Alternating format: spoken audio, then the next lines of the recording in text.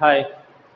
In the previous class, we had discussion about the accounting equation. Accounting equation అంటే ఏమిటి అన్నది క్రితం క్లాస్లో మనం తెలుసుకున్నాం. అంటే assets is equal to capital plus liabilities. ఇది స్టాండర్డ్ ఫార్ములా, యూనివర్సల్ ఫార్ములా. ఏ ఆర్గనైజేషన్కైనా కూడా ఈ ఫార్ములా వర్తింప చేయాలి, వర్తింప చేస్తే అది సాటిస్ఫై చేయాలి. సో దీని మీద మనం ఇవాళ నుంచి కొన్ని ప్రాబ్లమ్స్ చేద్దాం. అందులో here look at the board. This is the problem. Show the accounting equation on the basis of the following transactions. ఈ కింది వివరాలని అనుసరించి ఈ వ్యవహారాల ద్వారా అకౌంటింగ్ ఈక్వేషన్ని తయారు చేయండి అని చెప్పి మనకు ఒక ప్రాబ్లం ఇవ్వబడింది. ఇందులో మొట్టమొదటిది transaction. Ram started business with ₹23,000. Ram అనేటటువంటి వ్యక్తి 23,000 రూపాయలతో వ్యాపారాన్ని ప్రారంభించాడు. అది ఒక ట్రాన్సాక్షన్. రెండవది పర్చేజ్డ్ గూడ్స్ ఫ్రమ్ శ్యామ్ ₹10,000. 10,000 రూపాయల విలువైనటువంటి గూడ్స్ని శ్యామ్ దగ్గర నుంచి రామ్ అనేవాడు కొన్నాడు. అట్లాగే sold goods to Sohan costing 1,500 for ₹1,800 on credit. అప్పు మీద సోహన్ అనేటటువంటి వ్యక్తికి 1,500 రూపాయల విలువైనటువంటి గూడ్స్ని 1,800 రూపాయలకి అమ్మడం జరిగింది. సో ఇది మనకి ఇవ్వబడినటువంటి ట్రాన్సాక్షన్స్. ఈ 3 ట్రాన్సాక్షన్స్ని మనము ఈ అకౌంటింగ్ ఈక్వేషన్ని అప్లై చేసి ఇది సాటిస్ఫై అయ్యేటట్టు చూడాలి. సో చూద్దాం. ఫస్ట్ వన్ ఏంటి? సో బేసిక్ అకౌంటింగ్ ఈక్వేషన్ మనకు బేసిక్గా ఏంటి? Accounting equation assets is equal to capital plus liabilities. దాని ప్రకారం ఫస్ట్ ట్రాన్సాక్షన్ ఏముంది? Ram started business. Started business. Started business. So మనం ఇంతకుముందు అనుకున్నాం ఇది ఒక బిజినెస్ ఆర్గనైజేషన్. ఈ బిజినెస్ ఆర్గనైజేషన్లోకి 23,000 రూపాయలు క్యాష్ తీసుకురాబడింది. This is capital.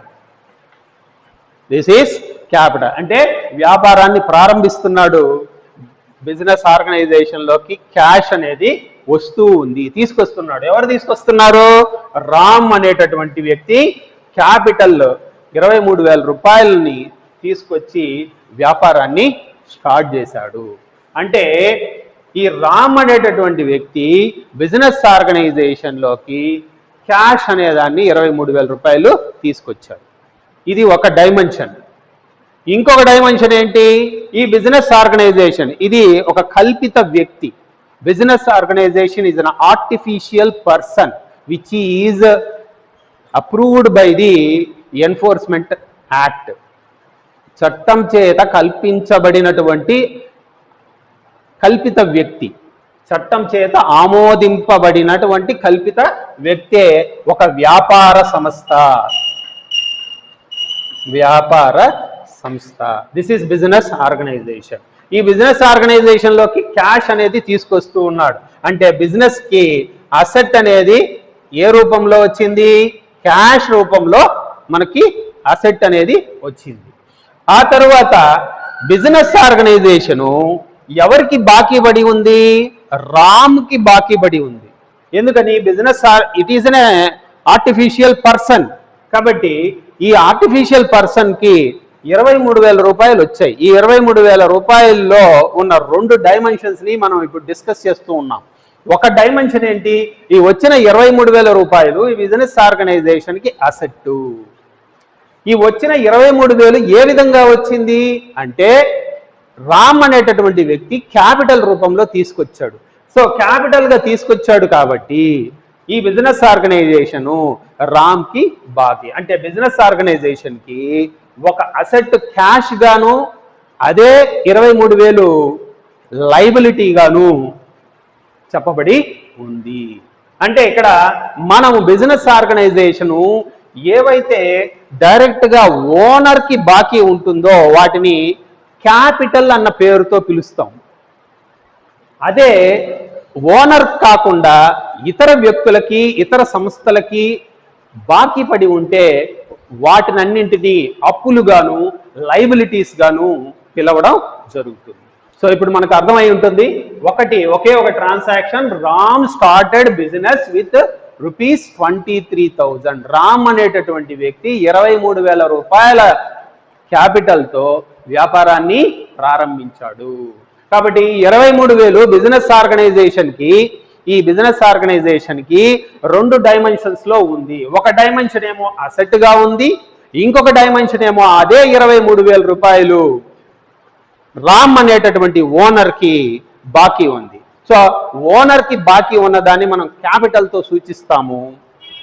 అదే ఇతర సంస్థలకి ఇతర వ్యక్తులకి బాకీ ఉన్నదాన్ని లయబిలిటీస్ తో సూచిస్తాం. So business started business, that is capital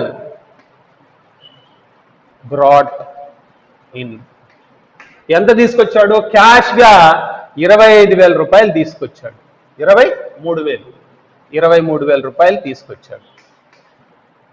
ఆ తర్వాత this is equal to capital 23,000 వచ్చింది. So liabilities are 0.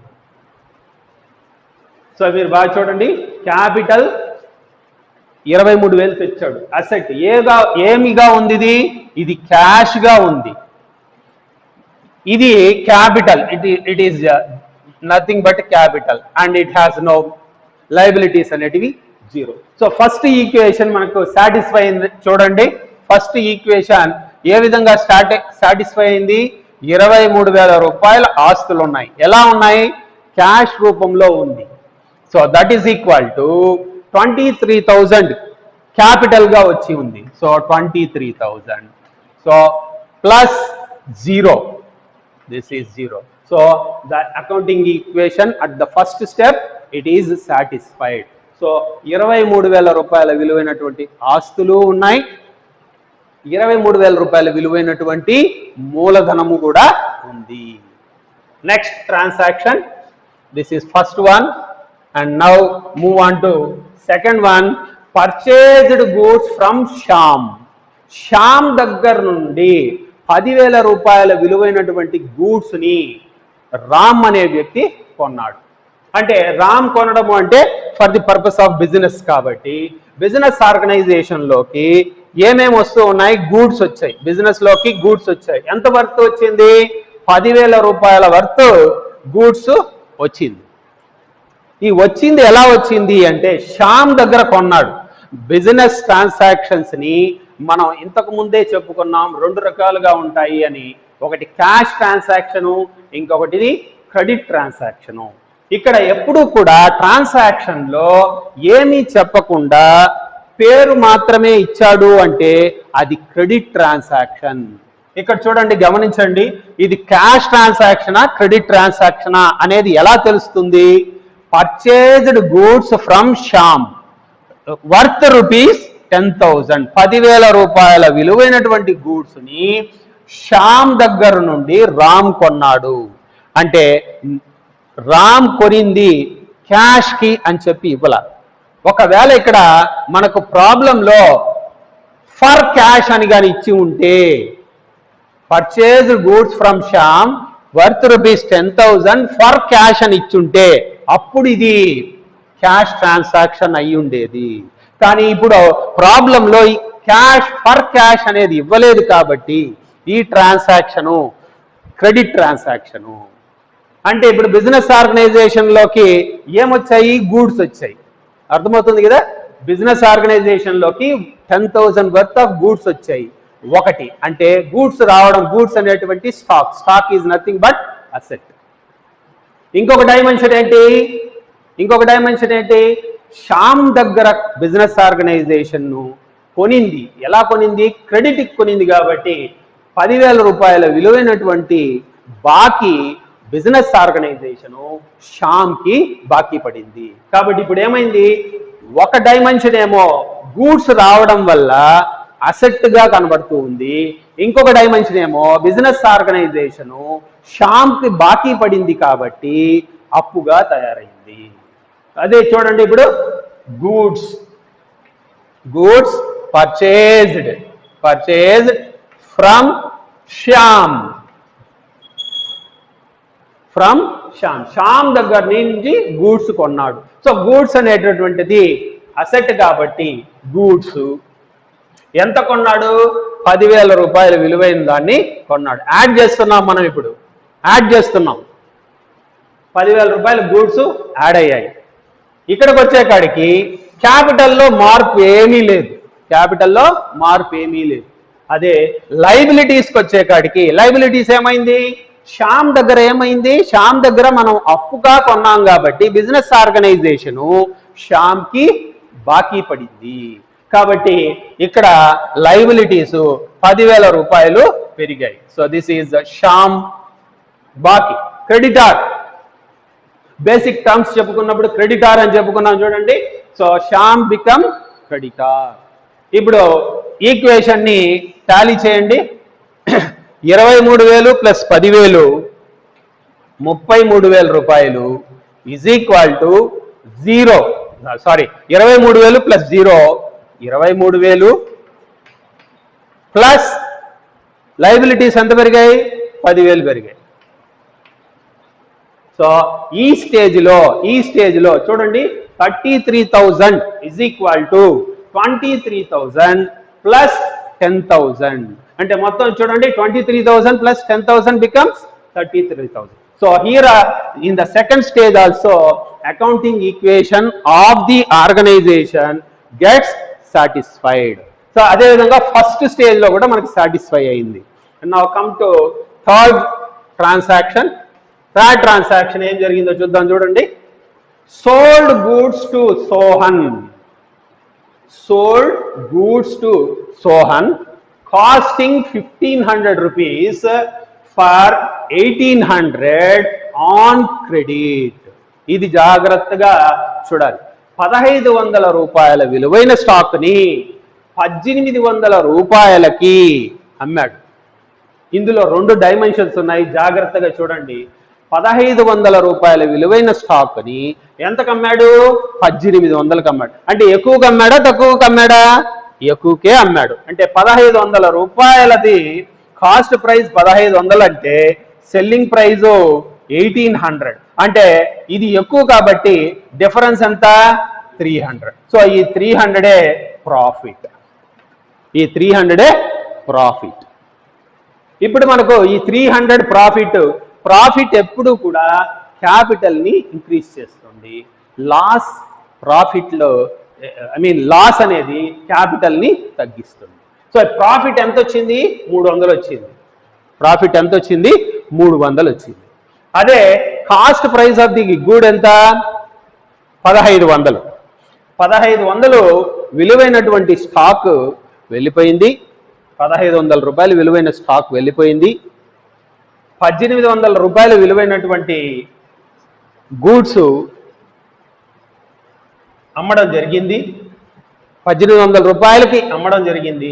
ప్రాఫిట్ 300 రూపాయలు మనకు వచ్చింది. సో దీన్ని బట్టి మనకు ఏ విధంగా ఇది సాటిస్ఫై అవుతుంది అనేది చూద్దాం. సెల్లింగ్ ప్రైస్ ఎంత? 1,800. గూడ్స్ సోల్డ్ టు ఎవరు? హియర్ సోహన్. గూడ్ సోల్డ్ టు సోహన్కి ఎంత అమ్మాము? 1,800 రూపాయలు. ఎంత అమ్మా ఏడు ఇచ్చాడు చూడండి క్లియర్ గా, ఆన్ క్రెడిట్. ఈ ట్రాన్సాక్షన్ ఏంటి? Credit transaction. ఇక్కడ క్లియర్ గా ఇచ్చేసాడు. Sold goods to Sohan costing 1,500 for rupees 1,800. అంటే 1,800 రూపాయల స్టాక్ సెల్లింగ్ ప్రైజు 1,800 అనమాట. సో ఇక్కడికి వచ్చేకాడికి సోహన్ మనకు బాకీ పడ్డాడు కాబట్టి ఇతను మనకు డెటార్ అవుతాడు. సో సోహన్ ఎంతకు బాకీ పడ్డాడు? 1800. కాబట్టి అసెట్ విలువ పెరిగింది. అతను బాకీ పడ్డాడు కాబట్టి అసెట్ విలువ పెరిగింది. ఆ తర్వాత క్యాపిటల్ ఇక్కడ అనుకున్నాం 1800 విలువైన దాన్ని ఎంతకు అమ్మాడు? 1500కి అమ్మాడు. 1500 విలువైన దాన్ని 1800కి అమ్మాడు కాబట్టి ప్రాఫిట్ ఎంత వచ్చింది? 300 వచ్చింది. So here it comes to 300. Capital పెరుగుతుంది కాబట్టి ప్రాఫిట్ 300. అదే 1800 విలువైన దాన్ని 1800లో ఎంత స్టాక్ విలువైంది వెళ్ళిపోయింది మనకు? అసెట్ ఆల్రెడీ గూడ్స్ ఉన్నాయి చూడండి, 10,000 విలువైనటువంటి స్టాక్లో ఎంత వెళ్ళిపోయింది? 1500 వెళ్ళిపోయింది. Less stock 1500. స్టాక్ 1500. ఇప్పుడు చూసాము అంటే ఇక్కడ అసెట్స్ ఏమో 1500 తగ్గింది, 1800 పెరిగింది. 1500 తగ్గింది, 1800 పెరిగింది. ఇక్కడికి వచ్చేకాడికి ప్రాఫిట్ 300 పెరిగింది. So liabilities are no value. So ఇప్పుడు మనం దీన్ని కానీ ఈక్వేషన్ని చూసాము అంటే సో దిస్ ఇస్ 0. ఇక్కడ 300, ఇక్కడ 33,000 ప్లస్ 1800 ఎంత వస్తుంది? 34,800. 34,800. ఇందులో 1500 తీసేసాము అంటే 33,300. 33,300. ఇక్కడ అసెట్స్ వాల్యూ మనకి ఎంత ఉంది? 33,300 is equal to 23,000 plus 300 profit వచ్చింది కాబట్టి so 23,300. So as it is liabilities వాల్యూలో ఏం మార్పు లేదు కాబట్టి 0 యాడ్ అవుతే so will get 10,000. 33,300 is equal to 23,300 plus 10,000 ఎంత కలిపింది? ఈ రెండింటిని కలిపితే will get 33,300. So accounting equation gets satisfied. So this is how we need to impart the transactions values into the assets, capital and liabilities. So whatever the type of business organization it may be, so this accounting equation should get satisfied. So ఈ విధంగా మనం కొన్ని problems మనం ఫ్యూచర్లో next సెషన్స్లో కూడా మనము work చేద్దాం for better understanding the concept. Till then, bye.